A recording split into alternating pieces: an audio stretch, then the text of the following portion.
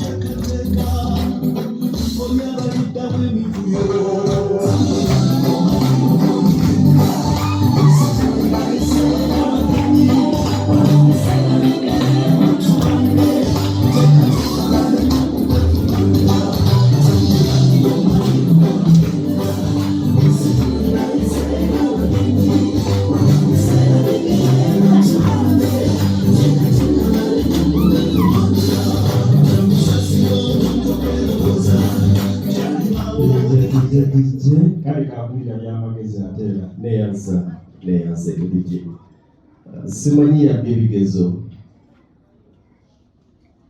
lwe luyimba lwensinga okwagala mu bulamu.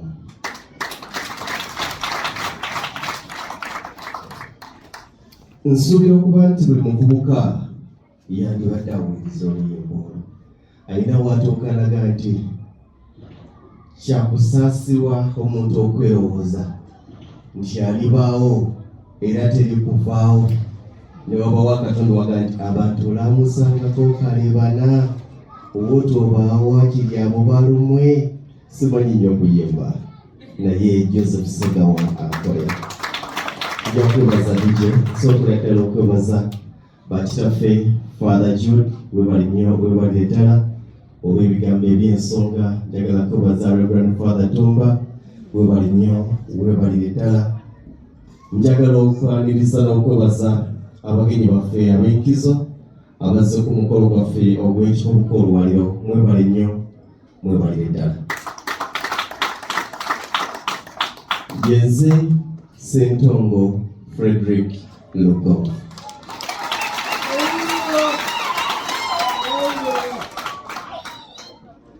Era mbadde ntegeka obwedde okuvaawo nga ngamba nti ng'atuuka wali ddakiika zange ze ngenda okwogera banzanyiremu akayimba kange ako bakayita omutambuze. Genda okanoonyeko okawuliriza akayimba ako. Bw'okawuliriza bulungi n'ossa mu nkola ebigambo ebikalimu Joseph Segawa bye yatugamba.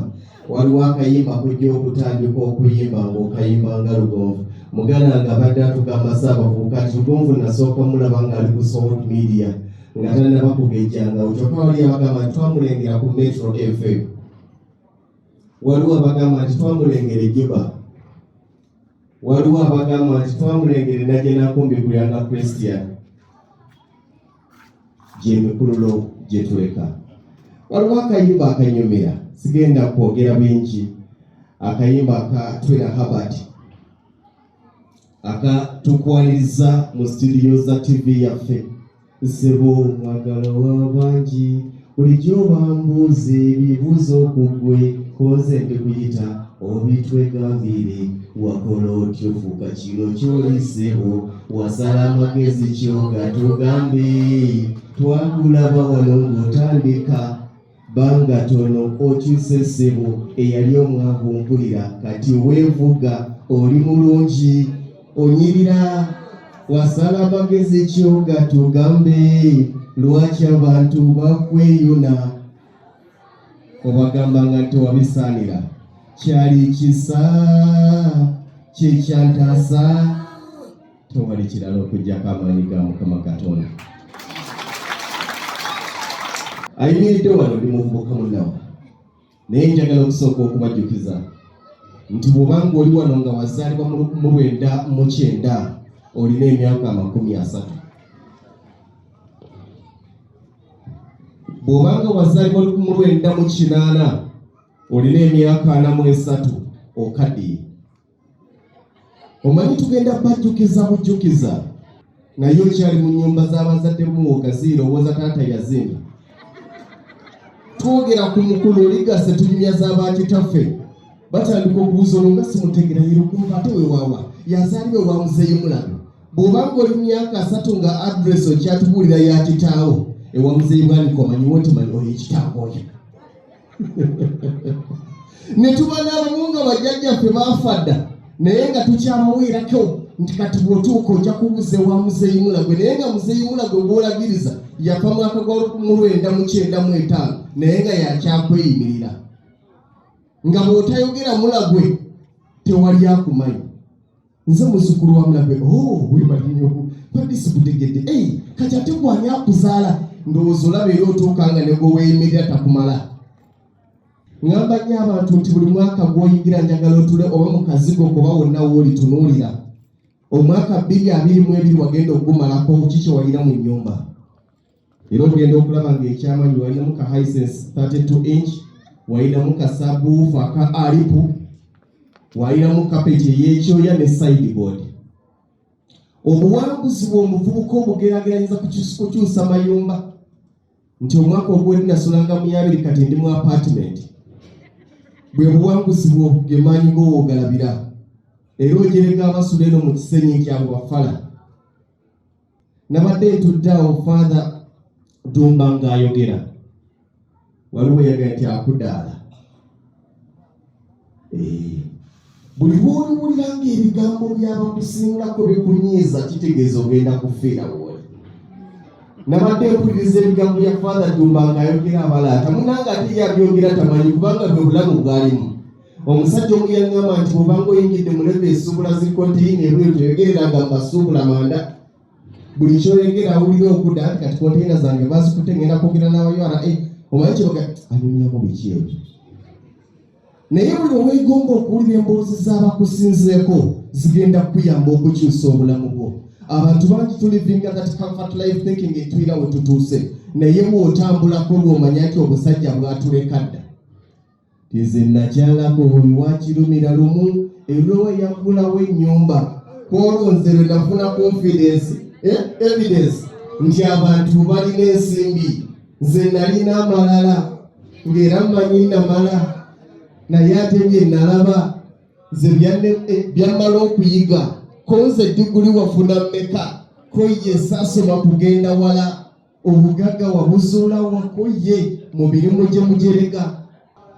Omwami aŋŋambye wa bumonde kakati waliwo wano nga ogirega ow'obumonde ng'okola mu banka era ng'olaba ow'obumonde talina kwogera jangu otuweeyaasa twati yatuwadde ataano. Manye nkola mu Barclays, nkola mu Stanbic Bank, nkola mu DFC. Abavubuka ffenna bye tuyaayaanira but that's nothing. Ekikulu si gy'okolera, ekikulu si mulimu gw'okola naye ekikulu kikyojja eyo gy'okolera. Ekikulu si luzungu, tewali muntu alabika bubi ng'eyasoma ate nga mwavu. Ovuuka ekyokulabirako olemesa naffe okuweerera abaana baffe nga tulowooza banaabeeranga ggwe. Tewali muntu alabika bubi ng'eyasoma ate nga mwavu. Tuve mu bulamu obw'okwekubagiza n'okulowooza nti ffe twazaalibwa mu famire enjavu, ffe tetulina kye twali, ffe bw'olaba nze mpuliriza nnyimba z'abantu bakulu siwuliriza nnyimba z'abavubuka. naye wadde nzimanyi eza faatha jangu tugende mu kwembe kyaziwuliriza naye zempaaka essira ze ziri ez'amakulu. Leka kuwa ssente emyaka ng'okyali mu nsi otemya abalina ssente bonna amala. Buuza gw'olaba ng'omugagga alina z'otasuubira kufuna ajja kubuulira wa gye yayita nga yali mu by'okusinga. Father Judy kyeyayogeddeko weegomba Father Judy ng'ekikwagaza okusoma obufaana Father Judy naye teweegomba lugendo lwe yayitamu okutuuka wali w'omwetangira. Yensonga lwaki abavubuka ffenna tugamba nti bizibu n'otandika obbanyumiza ne twayita tugamba kimusaagala kumanya oyo atugamba ki oyo atunyumiza ki. Tambulira naawe tulivinga obulamu abavubuka nga tulowooza nti okubeera successful zaala nga tulowooza ogenda kutya olunaku lumu nga lwakuwaddaawo ensimbi kyova olaba turenga eriwo yakunoonya abagagga n'osanga oli ng'alina essimu alina eya kirumira alina eya hamu alina eya suliwa alina eyaani kati anoonya ya muhoozi.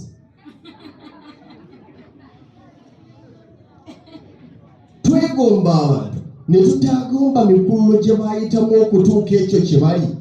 Father Judy yakutuuzizaako n'akubuulira kyali nga yali mu by'okusinga.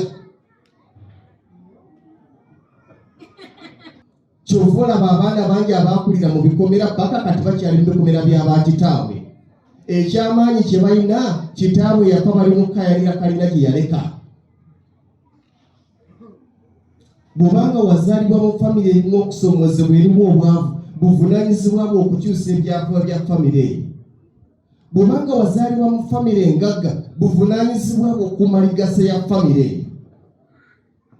Tulina abaana bangi nga gamazi bazaala wa bakuli naye nga talinawo wadde akataasa.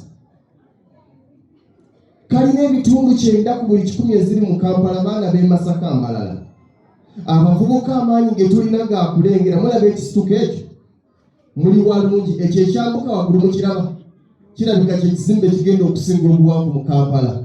Mu bavubuka wano kuliko amanyinanyini kyo ago amaanyi tugalina. Ebyo si byabwe ebyo byabwe yaterekera sali musale oyo golabyo bya muhoozi muganda ngeva mu biboozo ensi ekuleka va mu biboozi ensi ekuleka.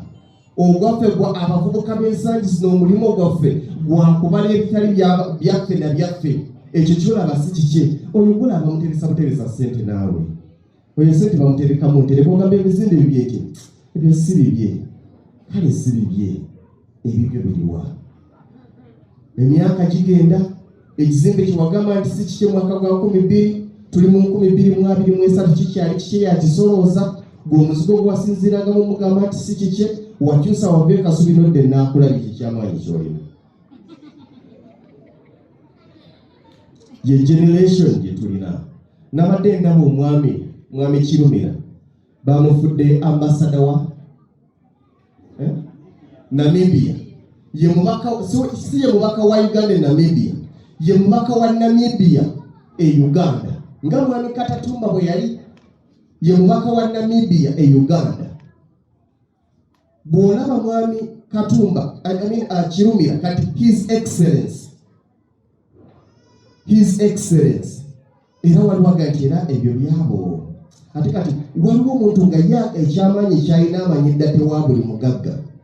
Nze ntuuza nkubuulira oyo golaba amanyi ebibye akubuulira byakola bino please. Ekyo ekintu kye yafuuka nali ndaba emboozi ye naye ekintu kye yafuuka tekyamugwiridde ku myaka gy'alina. Yatandika kikolerera ku buvubuka bw'olimu. Abavubuka muleme kulowooza nti mwinayo choice nti mwinayo opportunity epya nedda. Emyaka gy'olimu mu kaseera kano gy'emyaka egisalawo ky'ogenda okubeera enkya. Buli mukadde gw'olaba n'akulabikira bubi ng'alina emyaka 6 akyavuga booda bw'oteewala kola bye yakola oyinza okumaliriza nga naawe ovuga booda kubanga gyali gy'ojja. Buli lw'osanga omukadde n'akusanyusa ku kyaki nabalabanga nakati mbalaba mukadde najja myaka 6 n'avuga akamotoka ke n'akateekaawo alina ekkanzu ye enjeru n'akwata omuggo bw'ati n'abazzukulu misa neggwa n'agenda ntemera ku lubirizi ne bamutemera kirunya n'ateeka mu buutu n'assaamu n'ettooke n'assaamu ne kasoda ne ka Guinness n'asimbula n'adda ewakaawe. Ne muwooza azijja mu mayumba. Ebyo by'omulaba byali yabiteekateeka ali myaka gyo egy'obuvubuka. Tebyamugwiridde bugwizi. Bw'olimu okuteekerateekera obuvubuka buno busobole okuwalirira obukadde bwo, tayimu egenda tuuka nga gw'obugagga osigadde bulinda ku buko. Owezezza emyaka 6, by'omalowooza okukola tobikoze, omanye ekiddako kwe kutuuza taata omutwalo oyagala gwakinjagala obukadde 10 ne bodaboda bajaji boxer. Kubanga asuubira nti muwala we kati mwalina okugaggawalira. Naye abasajja abaateekateeka omubuuso oyagala kijja kundeetera Bayibuli oba Vanjiri. Ye taata omugagga mu mutima n'ebikola. Buli kyolaba ku mukadde bwe kiba nga kisoomooza nga kiswaza, jjajja alina emyaka 6 akyavuga booda, jjajja alina emyaka 6 akyapangisa bamugoba mu muzigo. Bw'otabwebwa bagenda kugoba mu muzigo ng'owezezza emyaka 6 ng'alowooza nti ku myaka 3 tosobola kubeera nawuwo. Kubanga ffe tulowooza nnyo buli kaseera abavubuka tukyali bato. Kiringa abantu nga bakozi. Omuntu tasobola kumanya time is coming nga bamugobye ku mulimu paka nga bamugobye. Nze ngamba nnyo abantu nti olunaku lwe nnyingira mu kampuni olunaku lwe ndowooza bwe nnaafuluma. Kitegeeza ntandikirawo okuteekateeka okufuluma kwange. Naye abavubuka olunaku lwayingira mu kampuni lwatandika okulowooza gy'agenda okugenda anyweza omulimu gwe.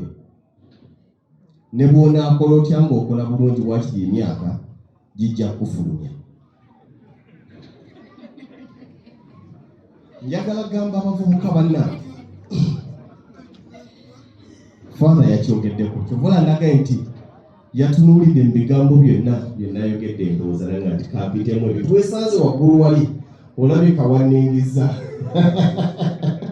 Njagala gamba abavubuka abawala abali wano n'abalenzi. Ani amanyi obulungi bw'omuwala bwe buli? Obulungi bw'omuwala. Nyina akayimba ennaku zino genda bakeekaliko Father n'asonyiwa olunaku lw'abavubuka. Balina bakayimba sima kano kabeere kasamuwala. Kano kabeere kasamuwala. Bw'omusirike. Ani amanyi obulungi bw'omukyala bwe buba? Bampeyo ku muzindaalo omulala. Omukyala oli namulabi. Omukyala ono.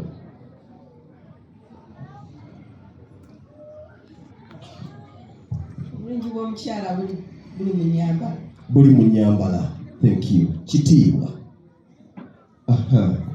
Maama wange. Obulungi bw'omuwala buli mu bwongo. Katufuneyo omulala omundowooza.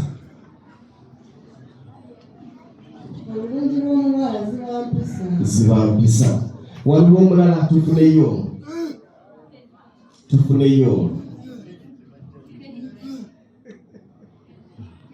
Obulungi bw'omuwala. Mpisa n'okwekwata obulungi. Asembayo.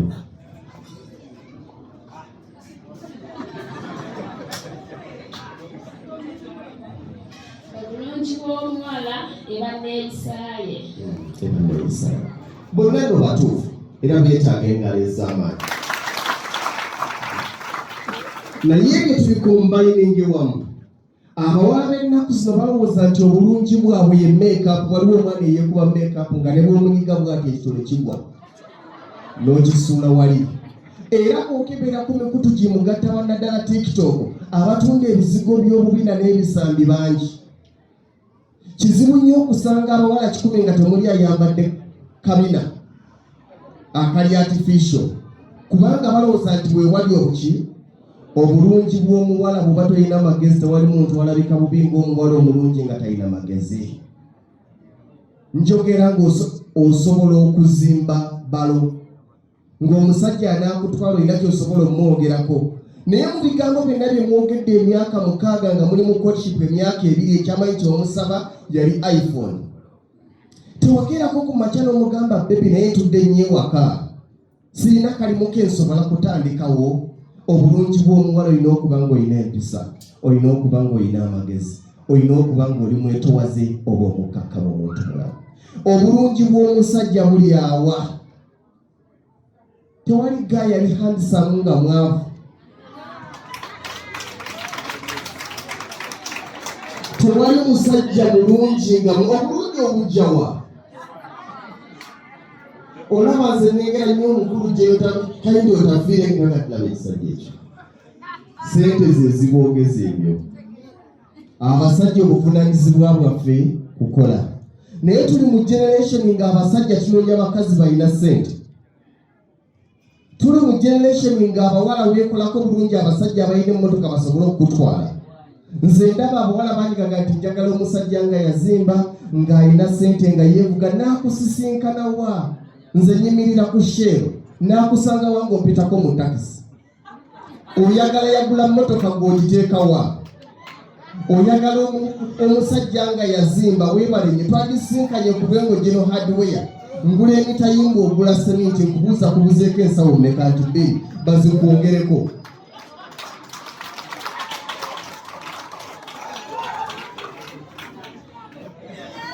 Njagala omusajja ng'alina sente nga yasoma wakoma mu kyakumeka gwe. Owa banka ajja kwagala wa banka. Level ye esala bibiri ebitusi by'amagero. Njagala ng'alina emmotoka. Omusajja atalina mmotoka nga nekitawo tagirina ate kati ogisaba banka. Omusajja atalina mmotoka totawana kujja mu bulamu bwange ng'omaze ogigula naawe. Waakiri nkusange mukaalawo omu nga nze nnyina kawundo ya faatha. Nga bwenjogera olulimi olusente olutegeera. Naye bw'okwana omukyala nga sali mu lulimi lwa mmotoka nga gwe lwa mmotoka ne bw'omugamba nti yazikiridde wano agamba oli mu bwenzi. Kubanga obulamu tabutegeera. Oyagala musajja alina sente nga yazimba nga alina emmotoka nene nga n'omulimu ogukulenya okulongoosa lumu bbiri nguteeke mu bbangalo n'agirongoosa. Olumala ogikuwummuzamu ng'owuza njagala n'omukozi. Emirimu mingi ewaka. Be bawala be tulina these days. Kino kibagamba. Bw'oteeyisa bulungi ng'oli muwala bw'oteefa bw'obanga tulina IQ. Abasajja bagenda kugira bakimuka nti olimba obulungi ebina. Abasajja bagenda kujja batamu series ogenda kubeera sex material. Bajja ne bakozesa ne bagenda. Abawala abalungi tubalabye bangi. Naye ng'ali awo sex material yajja yakozesa yakola ki? Kati gwasalawo okubeera mu level y'aba sex material oba okuba ng'oli development. Abasajja bangi tubalaba baganda bange bano bamanyi okuwagukawaguka. Naye ekigenda okusalawo nti gwe nnamba emu era gwe byonna era gwe gwasibiddeko olukoba gwe gwagenda okulaga mu bangi gwe gwajja okutambula naye mu kyaki byo bye muyiseemu. Tewali musajja aga nti ekintambuza nono kubanga yansaba iPhone Pro 13 oba 14. Tewali. Bw'otuula oggumira. Omukazi mwagala abasajja abakoze naye mwe mulina tuzimba. Bw'obeerako n'omusajja osobola omuga tetugenda ku Serena ewa Father tugende tetugenda ku Serena ewa Father Duma tugende ku Popope wa Father Judy. Tewali musajja asanyukanga kumuteeka mu mmotoka n'omuga nti katugenze ku Serena n'omuteera asatu awo tugasaasaanye. Omukazi omuga naye mbadde ngamba tugende ku Popope tuliyege 10 tuli saving. Omanyi omaze okufuna omukazi. Naye bwe tulina bw'omutwala ku Popope yakusaba Serena bali ku katuzirye ziggwewo. Abasajja njagala kibategeeza. Katonda yatutonda ng'omulimu gwaffe gwa kunoonya sente. Abakazi Mukama yabatonda ng'omulimu gwabwe gwa kunoonya abasajja balina sente. Bwe zinaakuggwako ajja kunoonya lugonvu eyazifunye. Lugonvu bwe zinaamuggwako ng'anoonya omulala yakoze eki? Azirina. Kituzaayo abakazi abasajja tebabeemazanga. Mu byonna bye tuba tusaba Mukama abavubuka okuvaamu omwoyo omukazi. Waliwo omuvubuka nga tatereera. Naye ng'oyagala okufa obwavu kulembeza abakazi mu bulamu bwo. Nze buli mukazi gwe nnengera ne mulengera kasikaati nga nti ayinza okundiira ensawo yange eya seminti oyo. Mulengeramu ebizibu. Twayogedde Father yayogedde nga mmaliriza ku nsonga y'okufumbirwa n'okuwasa. Bavubuka bannange nze nali mu meeting y'omuvubuka n'aleeta budget neetula ne tugiyisaamu yonna nempanika omukono ne mbagamba nti kaakati namba emu kwaliko suuti ya mugole ne mbagamba namba 2 kwaliko gawuni ya mukyala namba 3 kwaliko ngato nga bigwera mu bukadde nga 45 kati nga kuliko n'okwanjula kuliko omutwalo gwa taata gwali gwa kadde kamu n'ekitundu nga kuliko gomesi n'ekkanzu z'abataata ne ŋŋamba nti kaakati namba 1 namba 2 namba 4 namba 5 sooka oteeke sente zabyo ku mmeeza ate kyekituleesa meeting wano ne mugamba kyekituleesa meeting naye mubeera mutya ng'oteekateeka kwanjulira nga weediba onkola naye nga n'omutwalo gwa kitaawo oguwasa omukazi oyagala bagukusondere kakati omutwalo gwa taata gubulako siringi 7 omutwalo gwa toddamu kumenya bantu okyali muvubuka oyagala kwanjula mwana w'abandi naye nga n'ekirabo ekigenda mu suuti kesi gy'otwala oyagala tukigulira ffe tunaakuwasiza bw'oba omusangako kale mangu ogamba tejaga nti nze nateekako ennyingi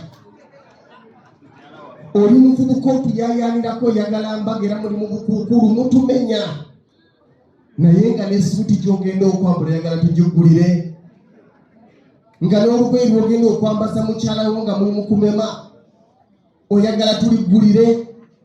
Baganda bange abavubuka tukole bye tusobola mu budde obutuufu n'otandika okumenya abantu ozunga munange subiririmu gwe omusuubiramu akakadde ogwozungirako takolanga mbaga akyakola sente ziziwere omutwalo gwa taata gufuuso tonnasobola kwetuusako omutwalo gwa taata ozungira ku muwala.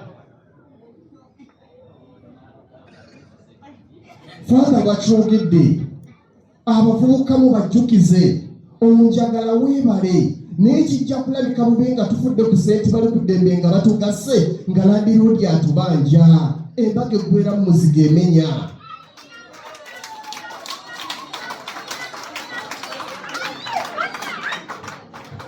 Abavubuka embaga eggwera mu muziga ekola ki?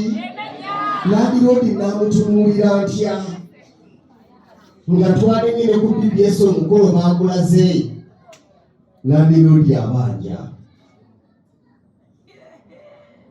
Tukole bye tusobola mukadde kaffe akatuufu, mukadde akatuufu. Abavubuka kino kibagamba muli myaka gyammwe egisalawo kyogenda okubeera enkya. Omusajja twali tukola omukolo gw'omwami nga tizolaba nti lwakuba nabadde bangambye bugambe kijja kulabika bubi nina okutuusayo meeting. Tegeka omukolo ng'ogwesobolera. Tomenya abantu balina ebizibu byabwe. Bwe ekizibu kyo ky'amasanyu ga kisenge, omusajja ekizibu kye ky'abaana. Olina omusalaba gw'oyagala balaba gukwetikkireko. Baganda bange nedda tukole bye tusobola. Baganda bange buno si bubaka bwa ffenna, bubadde bubaka bw'abantu 2 oba 3. Nsaba nnyo obeeremu abo 2 oba 3 ababadde bannannyini bubaka buno.